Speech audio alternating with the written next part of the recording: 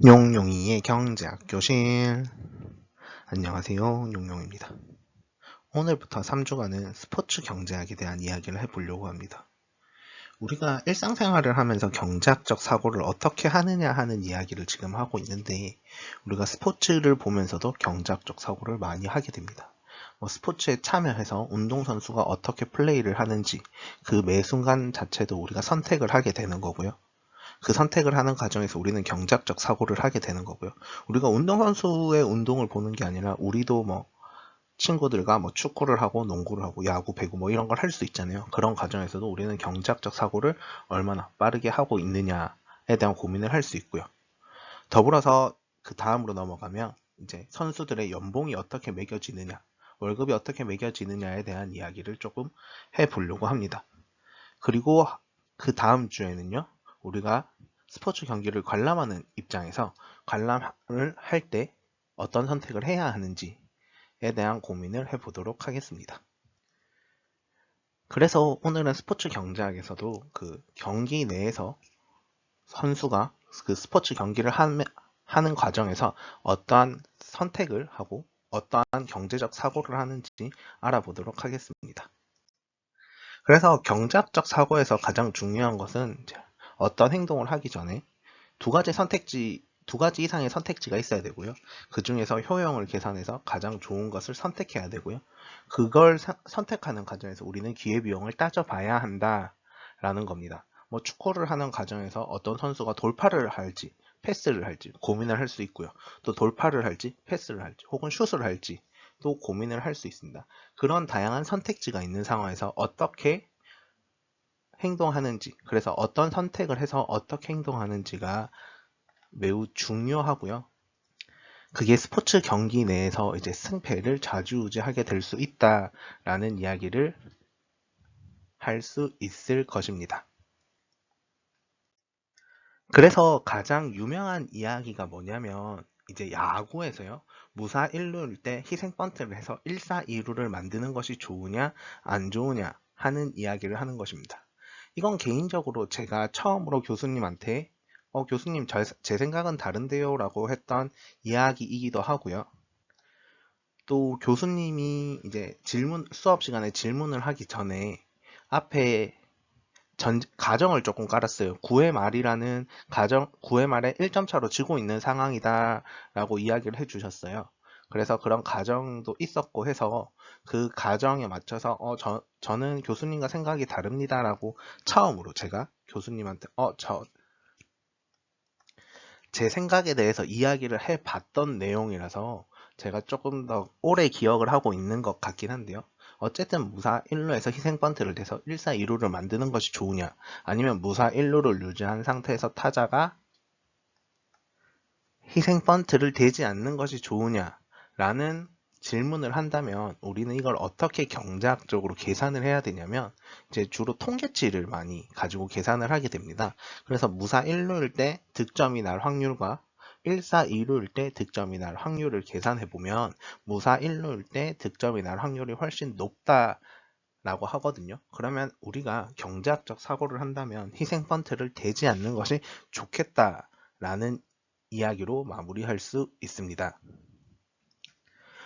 근데 이게 절대적이냐라고 이야기를 하면 절대적이다라고 이야기를 할 수 없고요. 스포츠 경기 상황에 맞춰서 그 상황에 따라서 이제 행동을 조금씩은 다르게 선택할 수도 있다 하는 것입니다. 그래서 보면 우리가 영화로 나왔던 머니볼을 보면 머니볼에서는 희생 번트를 대면 대줘라라는 이야기를 하거든요. 그래서 희생 번트를 대주면 내가 아웃 카운트를 하나 얻으니까 희생 번트를 쉽게 대주라고 이야기를 하고 있습니다. 그런데 우리나라 프로야구를 보면 우리나라에서는 희생 번트를 많이 하고 있고요. 근데 희생 번트를 하는 과정에서 번트를 잘 안 대주려고 노력하고 있습니다. 그런 모습이 명확하게 보이거든요. 그랬을 때는 이제 미국 야구와 메이저리그와 우리나라의 KBO 리그가 조금은 다른 모습을 보이고 있다라고도 이야기할 수 있습니다. 그리고 머니볼의 이야기를 좀 더 하자면 머니볼에 보면 브래드 피트가 주인공이잖아요. 그리고 브래드 피트 옆에 나오는 뚱뚱한 아저씨가 한 분 계시거든요. 그분이 바로 경제학과 출신이에요. 그래서 그분이 경제적으로 많은 걸 계산하고 있고요. 그분이 다양한 지표를 만들어서 우리 팀에는 어떤 선수가 있으면 좋겠다, 어떤 선수가 나갔을 때 이런 선수로 메울 수 있겠다라는 걸 빠르게 계산하고 있습니다. 그게 통계가 매우 발전했다라는 거고, 야구는 통계가 특히 많이 발전했어요. 그래서 최근에 했던 드라마, 한 2, 3년 전에 했던 드라마인 스토브리그 보면 막 세이버 매트릭스라는 이야기가 많이 나오거든요. 그래서 세이버 매트릭스 기법을 받아들여서 통계를 어떻게 해야 되고 하는 이야기가 많이 나오고 있고요. 또 야구에서 보면 예전에는 타자 지표에서는 안타 개수, 타율, 장타율 정도, 홈런 개수 그 정도를 계산했다면, 이제는 조금 더 복잡한 통계 수치들이 나오고 있고요. 투수도 마찬가지로 그런 복잡한 통계 수치들이 나오고 있고, 또 혹은 우리가 많이 쓰는 지표인 이제 WAR이라는 지표가 개발되고 있어요. 그런 지표가 개발되고 있다라는 것 자체가 야구에서는 통계를 많이 활용하고 있다라고 이해하면 될 것 같습니다.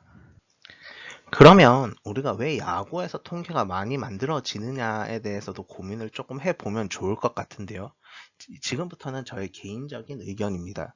그 야구에서 통계가 많이 쓰이는 이유는, 첫 번째는 이제 야구가 돈이 되기 때문입니다. 그래서 미국에서 야구를 많이 하잖아요. 그래서 미국 시장이 매우 크기 때문에 돈이 된다라는 이야기를 할 수 있고요. 그 다음에는 야구는 축구나 농구에 비해서 매우 이산적인 스포츠입니다. 야구는 그 투수가 공을 던지면서 경기를 시작한다라는 이야기를 하거든요. 그러면 그 경기를 투수가 공을 던져서부터 다음 공을 던질 때까지의 텀을 끊어서 모든 걸 계산할 수 있게 되거든요. 그렇기 때문에 통계 수치를 만들기가 매우 좋습니다. 근데 반면에 축구나 농구 같은 경우에는 그 경기 자체가 계속해서 연속적으로 이어지잖아요. 그게 시간에 따라서 가게끔 되어 있거든요. 그렇게 되다 보면 그 연속된 데이터를 만드는 게 매우 복잡해지는 과정이 있을 수 있고요. 또 상황과 위치에 따라서 모든 게 바뀌어야 되거든요. 근데 야구는 공격을 하는 입장에서 위치가 정해져 있어요. 1루냐, 2루냐, 3루냐 라고 이렇게 정해져 있는데, 축구나 농구를 하는 과정에서는 그 위치가 전술에 따라서 매번 달라지게 되거든요. 그렇기 때문에 그걸 정확하게 통계적으로 계산하는 것이 조금 복잡할 수 있다라고 설명드릴 수 있을 것 같습니다. 물론 축구에서도 통계 지표가 점점 발전하고 있는 모습을 보이고 있어요. 과거에 우리가 국가대표 축구 경기를 보면 어떤 통계 지표를 많이 사용했냐면, 이제 왼쪽, 오른쪽 가운데를 두고 공격의 비중이 어디가 더 높은지 에 대한 이야기를 하고요. 점유율이 몇 대 몇인지에 대한 이야기를 했었어요. 그런데 요즘은 이제 각 선수별로 이 선수가 어디에서 주로 활동을 했는지, 그래서 이 선수가 총 뛰었던 거리는 몇 킬로인지, 그런 것들을 많이 계산하고 있거든요. 그래서 이게 공간에서 쓰이는 통계치는 또 다른 개념으로 해서, 아마 제가 알기로는 지리정보 체계를 이용하는 걸로 알고 있긴 한데, 그 지리정보 체계를 이용해서 그 선수가 주로 그 경기장 안에서 어디서 많이 뛰었는지, 어디에서 활동하는지, 어떻게 이동하는지, 몇 킬로를 뛰었는지에 대해서 계산하는 걸로 알고 있습니다. 농구에서도 마찬가지고요. 농구에서도 그와 비슷한 통계 기법을 조금씩 이용하는 걸로 알고 있고, 근데 농구는 축구와 다르게 경기장이 좁다 보니까, 그리고 선수 간의 교체가 많다 보니까 그 선수가 뛰었던 위치보다는 조금 다른 지표들도 많이 활용하고 있는데요. 요즘은 점프슛의 확률이 얼마냐, 거리에 따라서 얼마냐 정도의 지표를 사용하고 있는 것으로 알고 있습니다. 그래서 우리가 또 생각해보면, 이제 그럼 야구처럼 끊어서 하는 스포츠들이 통계가 발전하기 좋아요. 그래서 제가 개인적으로 생각할 때는 배구가 통계적으로 발전하기가 매우 좋다라고 생각을 하고 있고요. 테니스 같은 경우에도 그렇게 발전하기가 매우 편리하다라고 생각하고 있어요. 왜냐하면 그런 스포츠들은 이제 서브를 넣으면서 경기를 시작하게 되잖아요. 그래서 그 다음 서브가 이어질 때까지 어떻게 행동하는지, 어떤 상황에서 어떻게 이루어지는지를 보면 좋은데, 배구 같은 경우에는 이제 또 선수들의 위치가 매번 돌아가긴 하지만 거의 고정적으로 되어 있거든요. 다른 위치에서 시작하지만 그들이 움직여서 자기의 위치를 찾아가게 되어 있잖아요. 그렇기 때문에 그걸 아마 통계적으로 계산하기가 좀 더 쉬워질 거라고 생각을 하고 있고요. 저도 개인적으로 되게 관심을 가지고 있는 분야라서 향후에 배구에서 어떻게 통계가 발전할지가 좀 궁금하고요. 배구에서도 다시 공간을 활용하게 되잖아요. 그럼 지리정보체계를 이용하게 되면 그게 다시 농구나 축구로 발전하지 않을까라고 생각하고 있습니다. 질문 있으시면 댓글로 남겨주시고요. 구독과 좋아요는 필수입니다.